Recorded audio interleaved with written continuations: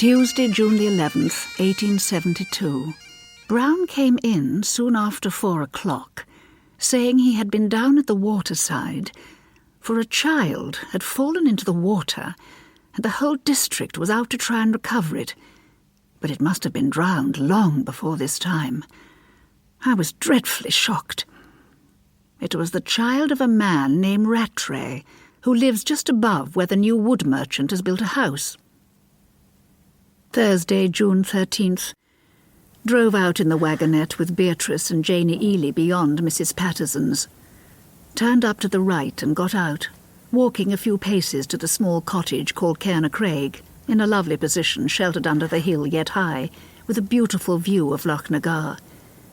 Brown went in first and was received by the old grandmother, and then we went in, and on a table in the kitchen, covered with a sheet which they lifted up, lay the poor, sweet, innocent bairnie, only 3 years old, a fine, plump child, looking just as though it slept, with quite a pink colour, and very little scratched, in its last clothes with its little hands joined.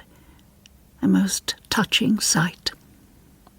I let Beatrice see it, and was glad she should see death for the first time in so touching and pleasing a form. Saint Joseph, February the 4th. Sir William should say to the Prince that, situated as you are, it would be highly improper for you to admit His Royal Highness. That the Prince should wish it I am not surprised at, and that he will attempt every means to get into your house and into any place where you may dine.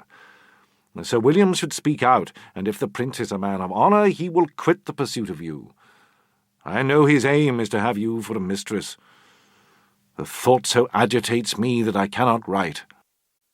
February the 5th.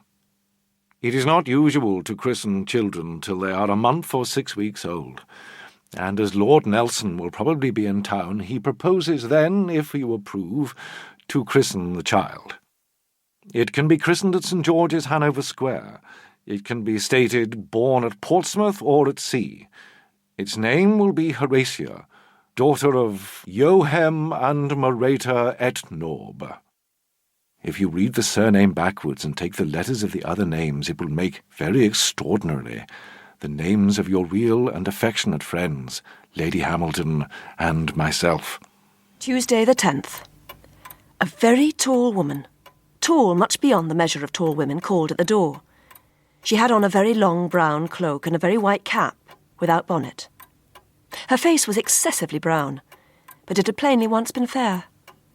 She led a little barefooted child about 2 years old by the hand, and said her husband, who was a tinker, was gone before with the other children. I gave her a piece of bread.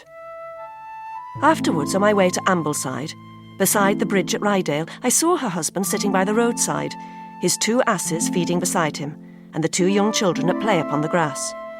The man did not beg. I passed on about 1/4 mile further. I saw 2 boys before me, one about 10, the other about 8 years old, at play chasing a butterfly. They were wild figures, not very ragged, but without shoes and stockings. The hat of the elder was wreathed round with yellow flowers. The younger, whose hat was only a rimless crown, had stuck it round with laurel leaves. They continued at play till I drew very near, and then they addressed me with the begging cant and the whining voice of sorrow. I said, "I served your mother this morning." The boys were so like the woman I could not be mistaken. "Oh," says the elder, "you could not serve my mother, for she's dead, and my father's on at the next town. He's a potter." I persisted in my assertion, and that I would give them nothing. Says the elder, "Let's away," and away they flew like lightning. On my return through Ambleside, I met in the street the mother driving her asses, in the 2 panniers of one of which were the 2 little children. Saturday, November the 26th, 1910. We advertised our start at 3 p.m, and at 3 minutes to that hour, the Terra Nova pushed off from the jetty. A great mass of people assembled. If anything, more craft following us than at Littleton. Mrs. Wilson, Mrs. Evans and Kay left at Heads and back in Harbour Tug. Pennell swung the ship for compass adjustment, then away. Thursday, December the 1st, 1910. During the night, the wind increased. We worked up at 8 to 9 and 9.5 knots. Stiff wind from northwest and confused sea. Awoke to much motion. The ship a queer and not altogether cheerful sight under the circumstances.